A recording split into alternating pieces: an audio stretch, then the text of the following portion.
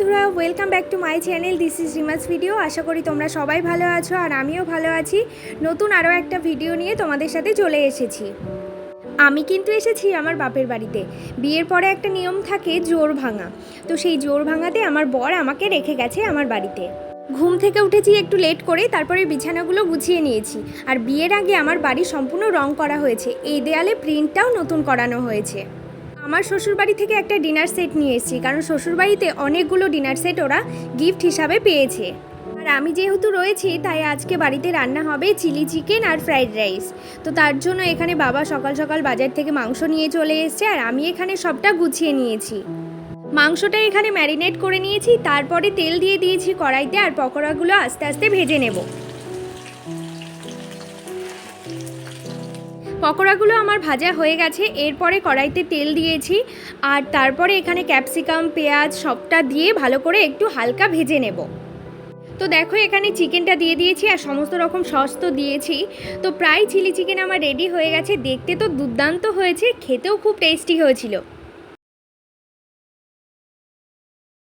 তো গাইস, এখন বাজে দুপুর 1টা আর আমার রান্নাবান্না হয়ে গেছে বলতে আমি করেছি আজকে চিলি চিকেন এই বাড়িতে, আর মা করবে ফ্রাইড রাইস। তো গাইস ভীষণ গরম, খুব গরম, মানে থাকতে পারছি না, এত গরম। আর আমাদের বাড়িতে রোদ্দুরটা একটু বেশি আসে মনে হয়, কারণ উঠোনে পুরো ফাঁকা উঠোন, ছাদের ওপরে মানে সাইডে কোনো গাছপালা নেই, আর খুব কষ্ট হয় গরমে। তো এবার যাব স্নান করতে, স্নান সেরে এসে সবাই মিলে একসাথে খাওয়া দাওয়া করব আর তোমাদের সাথেও সেটা শেয়ার করব।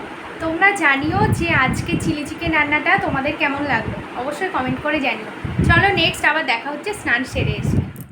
তোমরা দেখলে বুঝতে পারবে যে আমার বাড়ির উঠোনে কতটা রোদ্দুর, আর তোমাদেরকে দেখাচ্ছি। আর আমি বারান্দাতেই দাঁড়িয়ে আছি, ভীষণ গরম লাগছে। এবার যাব স্নান করতে, তো চলো তোমাদেরকে। আর আমার বাড়ির উঠোনটা একদমই ফাঁকা, যার জন্য রোদ্দুরটা বেশি আসে আর প্রচণ্ড গরম, ঘরে থাকা যায় না। তো বন্ধুরা, স্নান তো হয়ে গেছে আর রান্নাঘরে চলে এসেছি, আর সবার মোটামুটি স্নান হয়ে গেছে। এবার খাওয়া দাওয়া করবো। আর তোমাদেরকে তো বললাম যে কী কী মেনুতে আছে, আর তোমাদের সাথে শেয়ারও করব, দেখাবো। তো যেটা বলার, আজকে হচ্ছে শুক্রবার আর আজকে এতটা গরম পড়েছে, মানে সহ্য করা যাচ্ছে না, এত গরম, মানে বাইরে মনে হচ্ছে জাস্ট আগুন। তো আমার শ্বশুর বাড়িতে এসি আছে আর আমার বাপের বাড়িতে এসি নেই। তো প্রথম প্রথম শ্বশুর বাড়িতে গিয়ে এসিতে থাকতে খুব কষ্ট হতো, আর এই যে 14-15 দিন হয়ে গেল, তো এখন মানে মোটামুটি একটু অভ্যাস হয়েছে এসিতে থাকা। এবার বাড়িতে যে এসি জোর ভাঙতে এসছি আমি, আর এখন শুধু দুপুর হলেই মনে হচ্ছে কোথায় যেন একটু ঠান্ডা ঘর মানে পাবো, ঠান্ডা একটু কোথায় পাবো এরকম মনে হচ্ছে। তো খুব কষ্ট হচ্ছে, গরমে ভীষণ গরম। আর আমাদের বাড়িতে একদম ফাঁকা ধুধু মাঠ, এরকম একটা মানে উঠোন, বড় উঠোন।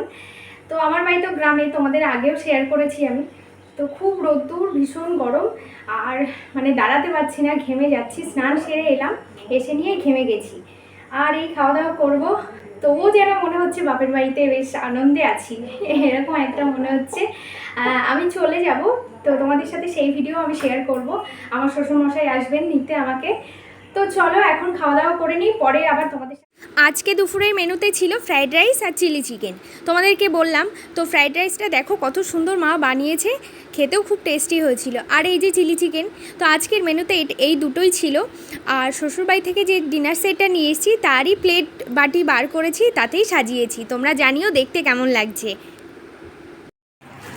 তো দুপুরে খাওয়া দাওয়ার পরে তোমাদের সাথে আর কোনো ভিডিও শেয়ার করা হয়নি, তার কারণ প্রচণ্ড গরম লাগছিল। আর খাওয়া দাওয়ার পরে একটু রেস্ট নিতে মানে ঘুমিয়ে পড়েছিলাম মা আর আমি।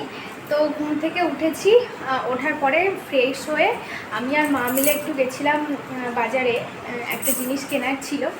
তো বাজার থেকে এই এলাম, এখন বাজে ঘড়িতে প্রায় 8টা। তো এখন বাড়িতে এলাম, আর তোমাদের সাথে ভিডিও এই পর্যন্তই রাখছি আজকে। নেক্সট কোনো ভিডিওতে আবার দেখা হবে, ততক্ষণ সুস্থ থেকো, ভালো থেকো, আর অবশ্যই আমার ভিডিওটা দেখে জানিও তোমাদের কেমন লাগলো। চলো টাটা।